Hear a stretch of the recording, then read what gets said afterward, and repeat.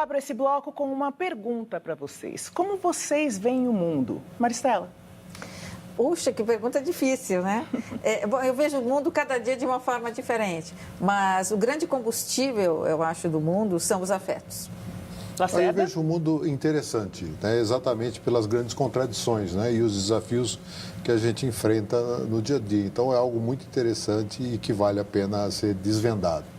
Eu fiz essa pergunta porque o historiador, professor e comentarista aqui do Jornal da Cultura, Leandro Carnal, está lançando o livro O Mundo Como Eu Vejo, na Livraria Cultura da Avenida Paulista, que fica no centro de São Paulo. E quem está lá é a repórter Luísa Moraes.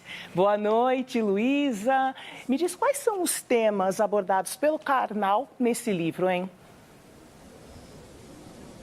São vários, Joyce. Boa noite para você e para todos aqueles que nos assistem. Então, neste livro que reúne crônicas, o Carnal conta como ele vê o mundo, faz algumas revelações importantes. O livro foi organizado por temas, como, por exemplo, a família e o tempo, história e memória, meu Brasil brasileiro. E antes da sessão de autógrafos, super concorrida, o Carnal conversou com alguns leitores aqui na Livraria Cultura e não fugiu de perguntas que geram polêmica. Aliás, ele gosta disso. A sessão de autógrafos bastante concorrida, como eu já disse. Inclusive, a gente teve que raptar ele um pouquinho aqui da sessão de autógrafos, porque a fila está grande para poder conversar com a gente. Carnal, tem várias questões super interessantes. Acho que é uma pergunta que todo mundo se faz, né? Todo mundo enxerga o mundo a partir das suas próprias experiências. Mas você fala de uma coisa muito importante no livro, que é bem atual. Nós estamos em ano eleitoral e você fala em diálogo de surdos. Todo mundo fala, ninguém escuta. Como se fazer ler, como se fazer ouvir quando parece que todo mundo tem uma opinião formada sobre tudo? E boa noite, Joyce. Parece que eu estive aí há pouco, né?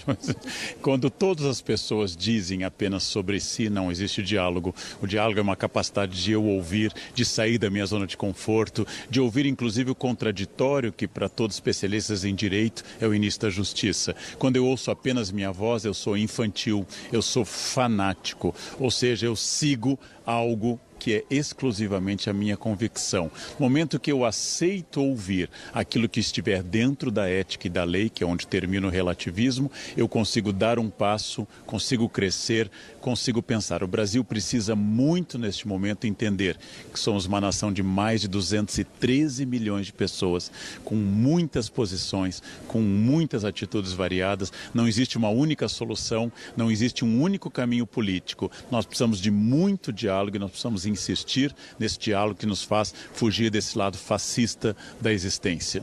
O hábito de ler, de refletir, de dar espaço, como você falou, para o contraditório, é mais importante ainda no momento como a gente tem tanta fake news que fica difícil separar o joio do trigo? A gente sempre diz que a pessoa que consegue entrar em uma boa obra literária e assumir aqueles papéis literários, aquelas personas, essa é uma pessoa que consegue se colocar no lugar do outro. O ato de explorar a literatura, o ato de explorar um texto, é o ato de sair de si e fazer um exercício um pouco psicanalítico, um pouco de transposição pessoal, e aí você consegue expandir a partir do seu mundo. A literatura, a boa literatura nos dá perspectiva, ou seja, você não é o centro do mundo e você vê o mundo distanciado de você e pode pensar alguma coisa muito clara sobre ele. Por si só, não a partir do que os outros nos falam ou nos contam, não é? Joyce, agradeço o Carnal. E agora é com vocês aí no estúdio. E você, como é que você vê o mundo? Obrigada, Luísa. Obrigada, Carnal. Parabéns pelo novo livro. Estou ansiosa para ler, para trazer aqui para vocês as minhas conclusões. Boa noite.